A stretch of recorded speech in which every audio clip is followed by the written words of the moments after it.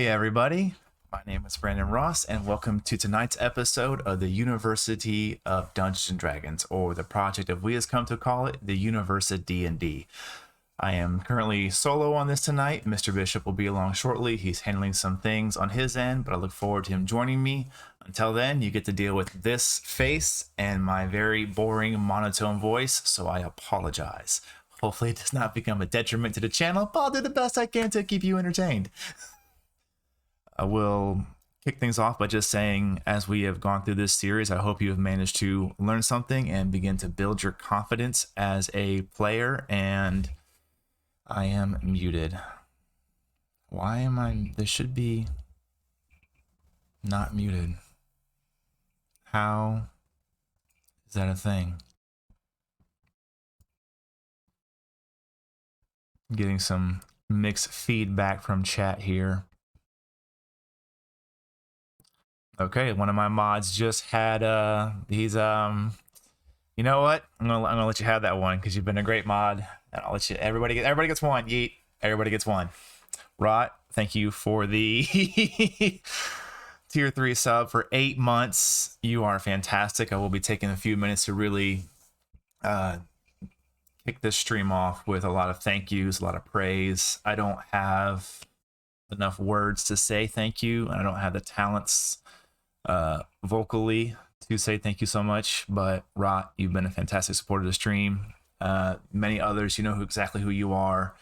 There are many subscribers, many Patreons, many people just being followers or being active in our Discord or being active in our chat on our Twitch streams. I don't have enough thanks to all of you, and I mean that a lot. You guys build this community and you make it what it is. Myself up here on the screen, my fantastic, amazingly talented players all across all of the streams, all of the campaigns we do throughout the week. We could do none of this without you, the community, and we continue to do it for you and for us and just for fun and to make a great place. So if you haven't done so, please do us and yourself a huge favor and head on over to our Discord, join it, and come be a part of the team. We want to see you at the table, and we want to welcome you to that table. We want to be able to share memes, laughter, talk about D&D, Pathfinder, life. We have a lot of open channels there for a lot of things, and we're just here to have fun and help each other.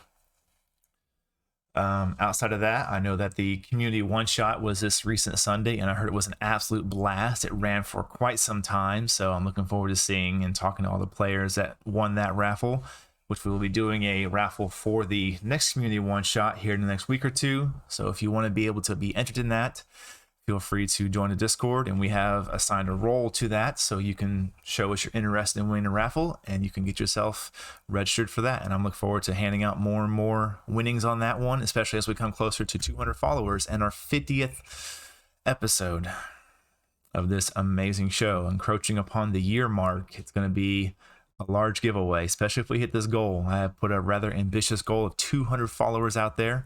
I think we're roughly, let me check my calendar here. Y'all really get to see a raw side of Brandon here.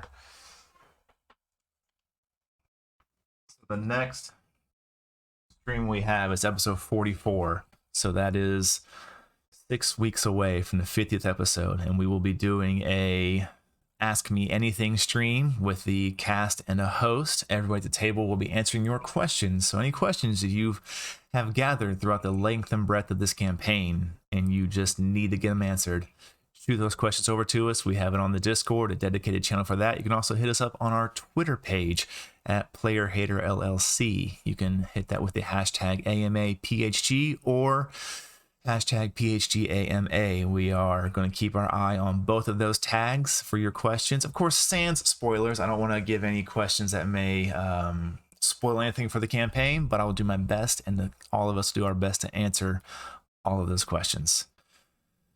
Outside of that, I think I've put everything out there. Hopefully you enjoyed our new show last night. New sheet who dis. I know I was in there and I was just enjoying the mind and madness that is Yeet and his ability to make extremely fun characters. Tomorrow night you will see our Wildcards campaign. Friday night, our Temptation of Reldon, where I get to step into the role of a player, and that is a ton of fun.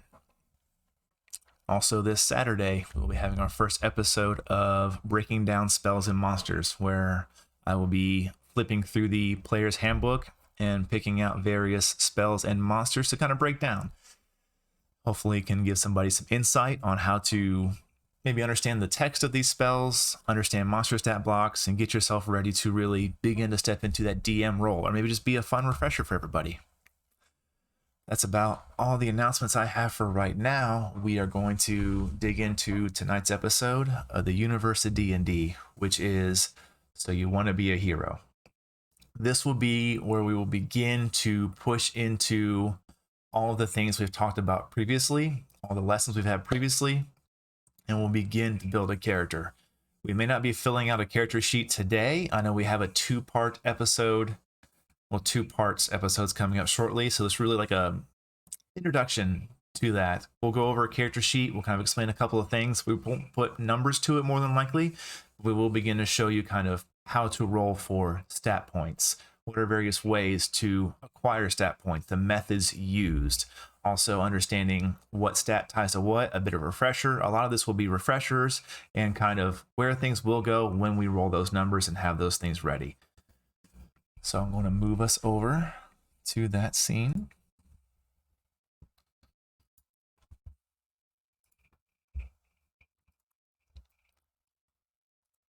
There we go. And what you see before you is a bit of a character sheet I have pulled up on one of the virtual tabletops we use. And I tried my best to find a fun, strong name for a nice fighter I'm going to be building here and going through this character sheet a bit. Scroll up for y'all so you get the whole bit there. And the name of this character is going to be Damien Stormblade. I'm kind of imagining a simple human fighter. We're going to keep it easy as we go through this and begin to really refresh what is what works well with what, and what's going to go where. So first, of course, and you begin to build your character and really diving into sitting at a table and having a lot of fun with it, is asking yourself, okay, what do I want to name my character?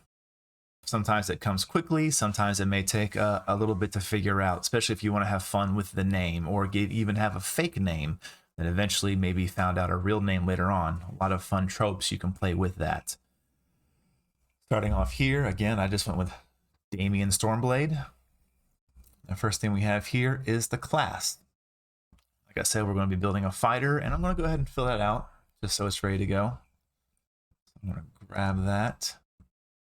And I'm going to leave them at level 1 here. We're not going to talk about any subclasses yet, but as we have been talking about them previously, one of the main easier subclasses for the fighter is the champion. And a subclass is what it is that's going to help you specialize as that fighter and really begin to narrow your build down to what you want to make and how you want to do it. It's going to give you certain features, certain abilities that tie in and keep in line with that subclass. It's the specialization across the classes. You can see we have the level there. I'm going to leave it alone for now. Race. I'm going to keep it simple here. And I will go ahead and fill that in. I'm going to play a human. Very easy, and we'll talk about the pros and cons of that in the next episode. For now, human. Sub-race I'm not going to deal with, but there are various races that we've spoken about earlier that do have sub-races or subtypes within that race. One extremely notable one is the elves.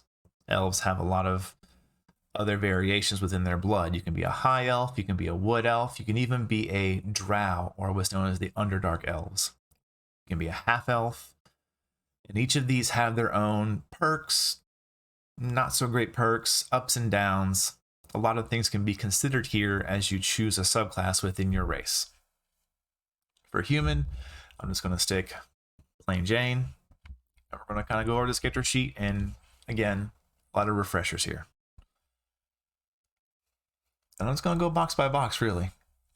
So first thing you have here is on this, most of these character sheets will have this, an inspiration box. And what this is that either through the DM or through particular class abilities, you can become inspired. You may have heard this term on the stream before. Hey, go ahead and feel free to take your D8 of inspiration, take your D6 of inspiration. It's whatever that particular class that can inspire, which is the bard that you've learned about, where their level is, or if the DM really likes something you did. Let's say you made a fantastic moment where you were able to outthink the DM's challenge laid before you. So he rewards you, or she rewards you with inspiration. It could be something like, hey, take a D20 so you can re-roll your D20 roll if you see fit. Or they may say, hey, take a D8 and just add that to your D20 roll whenever you see fit. So that is inspiration. And we're going to tackle the left-hand side here first. I'm going to unclick these for now. They don't apply just yet. We're going to go over the 6 stats that you have for a character sheet. You have strength, dexterity, constitution, intelligence, wisdom, and charisma. Each of these tie into one of these 6 paths of skills a character can do. Anything that can be done ties into these 6 abilities. It's just depending upon how you want to go about that action, which determines what stat is used or even what skill is used. Your DM may ask for a just straight strength check, or they may say, okay, use your athletics skill. It really depends upon what you're doing and the difficulty the DM can set forth for that. The first one, of course, strength. Anything that does with pushing, pulling, contesting a grapple, or maybe trying to have certain feats of strength, such as maybe one of your teammates blown off a cliff and you were able to reach over and grab them. Well, does your character have the strength required to continue holding onto them and to even pull them up off that cliff ledge? Those are both good examples of what a strength check may be. It is pure raw strength. Now, for one of the skills that tie into strength, such as athletics, that will be something that could be honed and trained for, such as lifting a boulder or a box in a particular manner, such as wielding a large weapon. These kinds of things can be thrown into a proficiency of strength. So if you may, on one check, it may be called for a straight strength check because it's just the sheer physicality of your character, while another check later on may ask for your athletics. That would be something that can be considered a honed skill, such as a power lifter or someone who goes to the gym a lot. They have trained themselves to have that form, to have that physique to their lifting. It's not just about their ability to just rawly pick something up. They've learned how to arch their back, how to position their hands and arms. So that's a great way to kind of understand how you can understand a proficiency can be added to a check. Dexterity, a lot of this has to do with how nimble or how graceful you are with various things.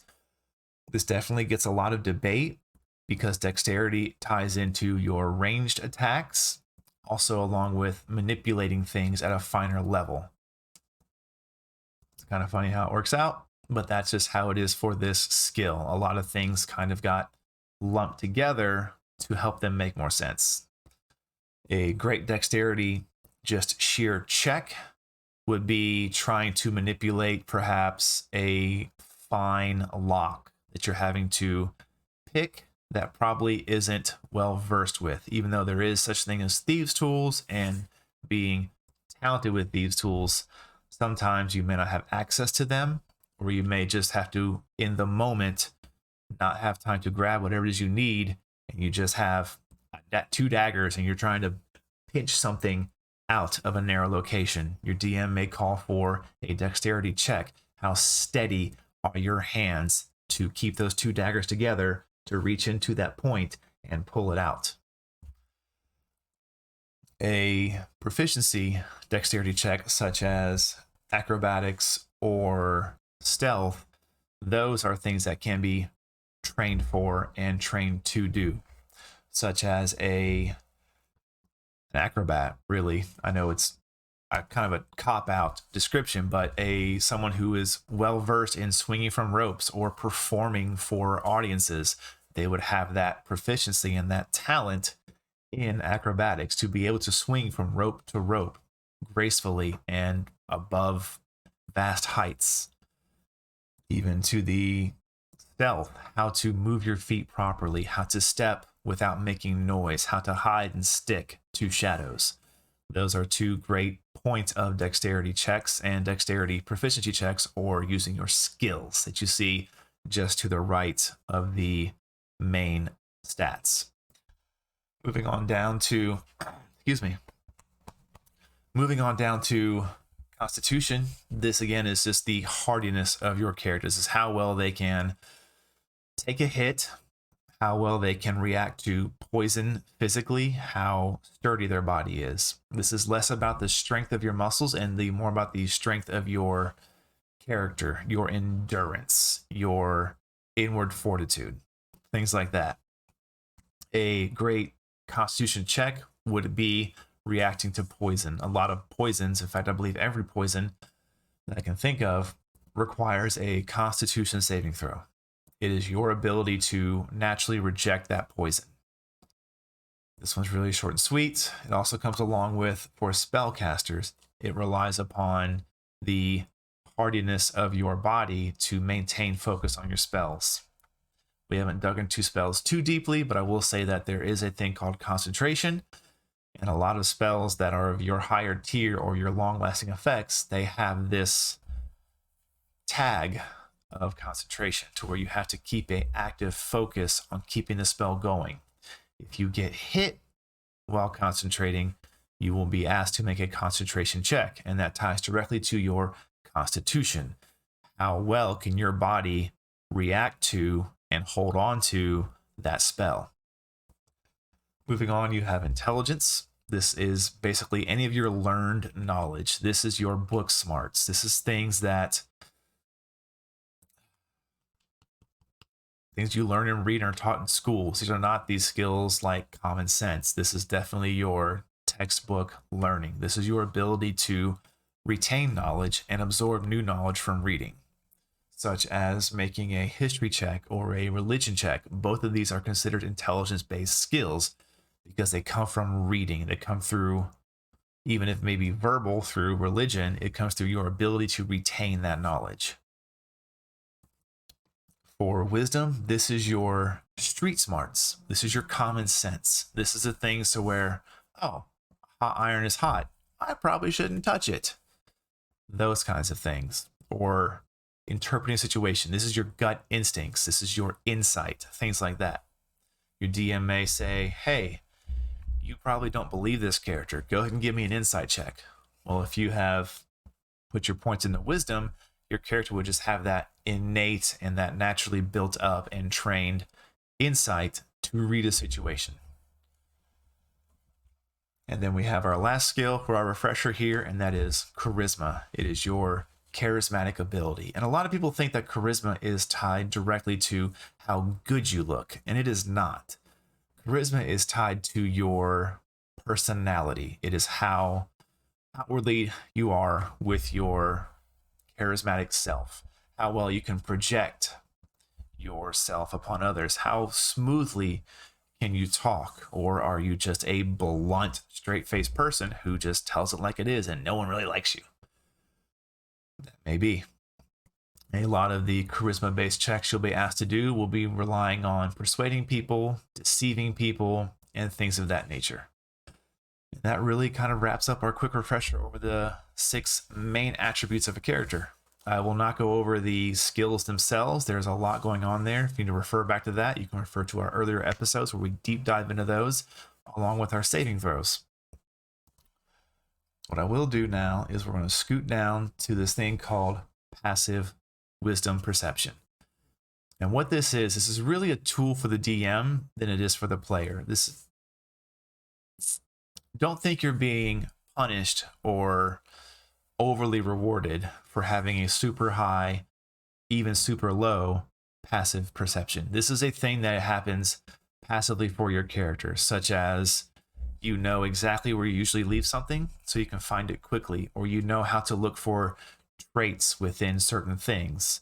Like a very great example of passive perception is every guy know that if you go to a bookshelf that is mainly by someone who is of the masculine mentality, all the good stuff is top left, all the junk is bottom right. And that is just a good description of insight and reading quickly and passively perceiving into a situation. You can look at a table and notice quickly, oh, there's this ring of cleanliness there where there is dust all around it. There was probably a vase or a plate there for some time. Something's missing. Perhaps that was the source of the crime. That's why your character's there, to solve that. Another great example of passive perception would be your ability to pick up on pickpockets walking through the street. You are always kind of passively scanning for that kind of thing. So if someone tries to pick your character's pocket and you spec into that high perception passively, you would be able to catch them. But again, it is more a tool for the DM to use at their discretion to assist in the role-playing aspect of a story. Beneath that, we do have our tool proficiencies and custom skills. Tool proficiencies we spoke about before on the various classes. You are given to those choices on certain classes, and having a tool proficiency means that you get to add your proficiency bonus to that particular check. The most famous check for this is definitely Thieves' Tools, Smith Tools, or Woodworking Tools would be the top three I can think of. With the Thieves' Tools, obviously you're trying to pick a lock or disarm a trap. If you have that skill with that tool, you can add your proficiency bonus to your dexterity check. And it is a huge boost at those later levels to help you out there. Below that, you have your other proficiencies in languages. Languages, again, come mainly with your race and some with your class, really depending upon what kind of character you're going to build. And before you build a character, I would strongly suggest talking with your DM and saying, hey DM, what's going to be some common languages we're going to see? What's going to be some ones that you know you're not going to use? Because you definitely don't want to take a language proficiency that is never used. That is unfortunate because it has happened to me. And you're like, well, glad I took Orc when I didn't run into a single Orc the entire campaign.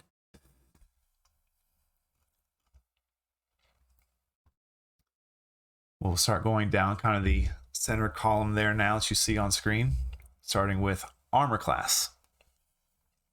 Armor Class, you've probably heard us talk about before. We've definitely shortened it down to AC, which is what Armor Class stands for.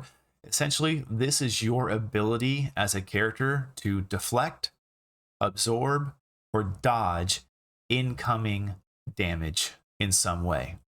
If it's some kind of an attack that requires a 2-hit attack to be rolled, they must meet or beat your armor class. A lot of people think that having a super high armor class can mean you're probably either in full plate or just extremely dexterous. So it's really up to the DM's discretion how they describe how you're able to not take damage from an attack. A lot of times it may be less about your armor's ability to just absorb the blow and more about your character's ability to dodge out of the way. Next to that, we have our initiative. This is huge for combat. It is based off your dexterity, and then also a lot of classes down the road can add to this number and make it larger. So a lot of times before combat, the most famous line you'll hear is, let's roll initiative. You roll your d20 and you add that number to it, and that determines your placement in combat. We'll deep dive more into that in later episodes, but for now I just wanted to touch on it real quick. Speed, this is your character's walking speed. This means how far can they move in a single turn with only using their movement of their economy in their turn. A lot of the average here is 30. Some classes can make it higher, some races make it higher or lower, depending upon what they are. If you're a smaller race, you probably have a 20 or 25 move speed. This also can include a flight speed and a swim speed and a climb speed, but those will be specified with their own values within your class or whatever items you may have. There are certain items that grant you a fly speed. They grant you a climb speed. And those are a lot of fun because then you don't have to take a negative to your walking speed to do those things.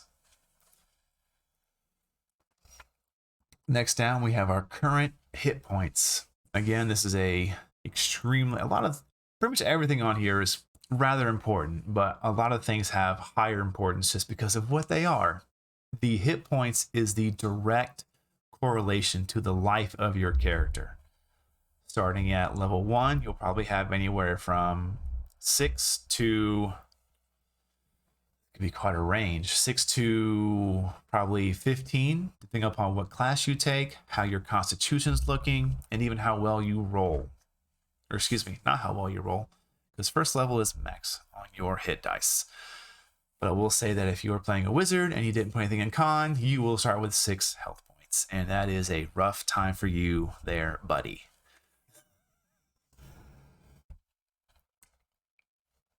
Trying to word this properly, the current hit points and your hit point pool, I don't want people to really think about it in a video game sense. I want you to think about it more in a stamina sense, to where at higher levels, yes, you're going to have these 50, 60, 70, 80, 90, upwards of 200, depending upon your level, class, race, features you've taken, and your constitution, and how well you've been rolling for your levels.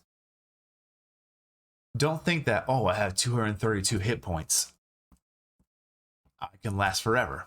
Think of it more like, okay, I have 232 points that correlate to my stamina and my life.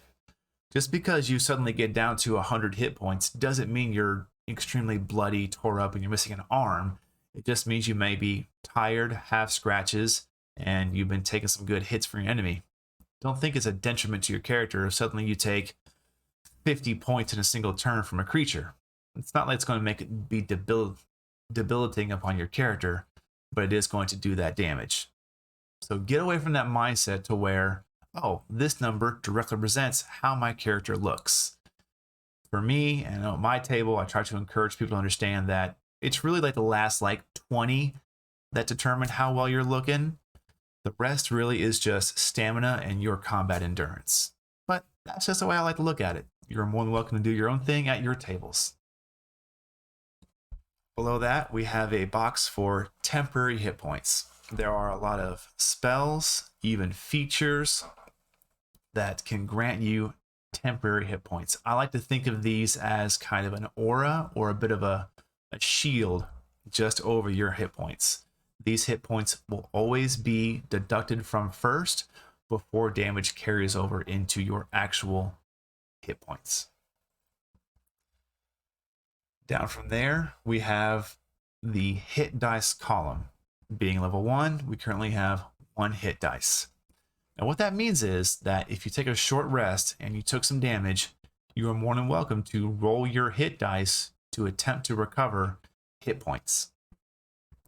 So if I took some damage, let's say I have 15 health and I'm down to 3, I don't have time to sleep all night, or it's not time to sleep at night yet, I can sit down for about an hour, bandaging my wounds, roll my dice, recover some hit points back, and be ready for the next fight after that short rest. Next to that is a very, very lovely box known as your death saves. The death saves are what kicks in when your character goes to 0 or lower hit points. You fall unconscious, and any damage you take begins to roll into successes or mainly failures of your death saving throws. When you are at 0 hit points and you are currently considered bleeding out, unless another effect stabilizes you, every turn you will roll a d20. On 1 to 10, that is a failure. On 11 to 20, that is a success. Now, on the two extremes, the 1 is 2 failures for most tables, but a 20, if you roll a d20, if you roll a 20 on the d20, there it is. Your character is able to stabilize, and I believe you come back at 1 hit point. So you do actually become conscious, and you're being rewarded for that luck as a player. Should your character, however, reach 3 successes, you do stabilize at 0 hit points, but you remain unconscious. Should you reach 3 failures first, your character dies. Now, there are spells and ways to bring that character back, but essentially, that's usually the end of that character. So, sorry, Damien. It's nice knowing you. Below that, we have our attacks and spellcasting here. Once I start getting gear for this character, when I start building it next episode, you'll see things start filling in, like armor, longsword, shield, bow, arrows, things like that. These are all the things that your character can do that correlates to an action or dealing damage or even casting a spell. And again, we'll get into those next time, but that's where you're gonna see the weapons and the spells. Moving down is most players' favorite box, the money box. You have your copper, your silver, no one uses this, your gold, and your platinum. These increase at increments of tens. So 10 copper makes a silver, 10 silver makes a gold, 10 gold makes a platinum. Some DMs may change this ratio a bit here and there. I know one table I sit at, they have it to where it takes 100 gold to make a platinum. So just be aware of the economy your DM wants to run. Then below that, you have your total carried weight. There is encumbrance within Dungeons & Dragons if your DM so chooses to play it. A lot of tables I've sat at, or even tables I play, loosely follows this rule. We usually don't really nitpick it too much from my experience, but it is there. Just be aware of that. Some DMs may say, nope, you got to carry your encumbrance and only your encumbrance.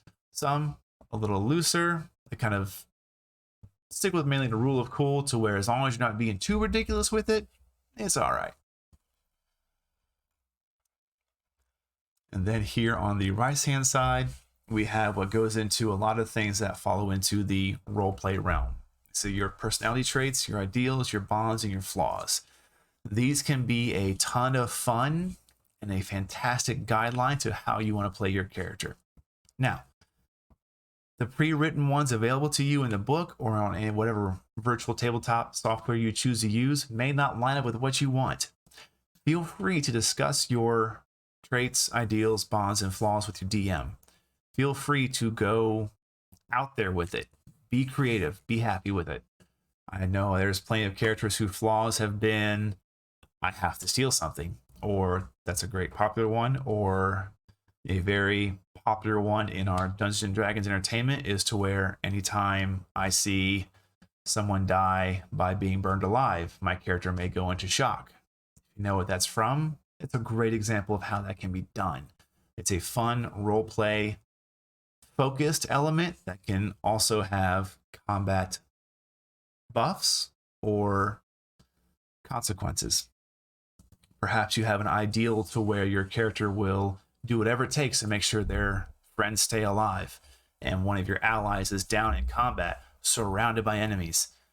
Well, your DM may reward you if you decide to lean heavily into your ideal of never leaving your adventuring party behind, and your character runs in, foregoing all damage dealt to them just to get that healing spell off.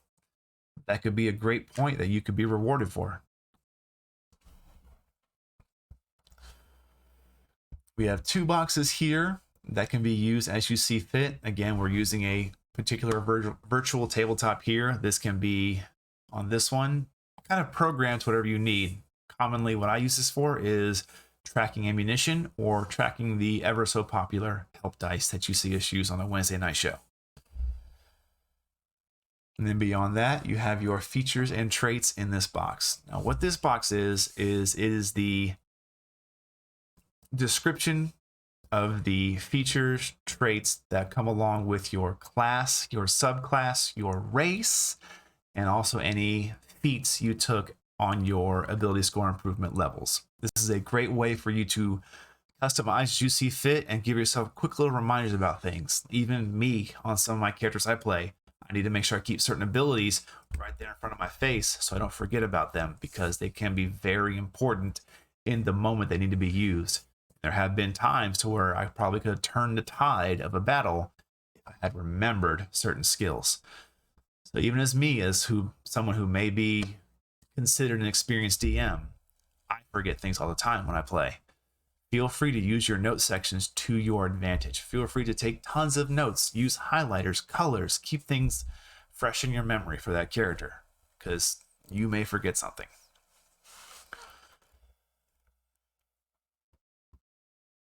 Really, that's it for the character sheet. It's going to be a much shorter stream and episode today. I will say that the character sheet may look like a lot's going on, but I promise you that when we have our next week's episode, it's going to all make sense. We will be doing more conversing about stat points, rolling stat points versus point buy or standard array, the pros and cons of each of these, along with we're going to finalize our class, our race, and start putting numbers to the character sheet. So remember, the next 2 episodes are what we are considering our midterms. We're going to definitely be leaning on chat to see how well you all have been paying attention. But for now, that's really all I have on this, because I do not want to deep dive into this too much, because it will make the episode incredibly long and probably incredibly boring. So I'm going to cut it off there, close out the episode. I'm going to say thank you all for being here. I hope you're able to learn something. I hope you had fun. I look forward to seeing all of you tomorrow night for our Wednesday show. Until then, be safe, have fun. Don't be afraid to ask questions of your DM when you have comfortable sitting down at the table.